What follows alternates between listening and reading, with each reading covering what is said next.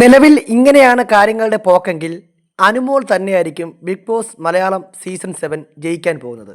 അതിൽ യാതൊരു സംശയവുമില്ല. അല്പമെങ്കിലും അനുമോൾക്ക് ഒരു എതിരാളിയായിട്ട് ഉള്ളത് അനീഷ് മാത്രമാണ്. ബാക്കി എല്ലാവരും വോട്ടിങ്ങിൽ അനുമോൾക്ക് ബഹുദൂരം പിന്നിലാണ്.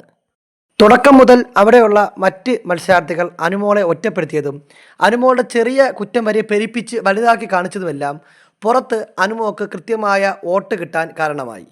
PR വർക്ക് ഉണ്ടെന്ന് ആരോപണം ഉണ്ടെങ്കിൽ പോലും അവിടെ ഒരു കണ്ടൻറ്റും കൊടുക്കാത്ത ഒരാളെ പ്രേക്ഷകർ ഒരിക്കലും അവിടെ നിലനിർത്തില്ല.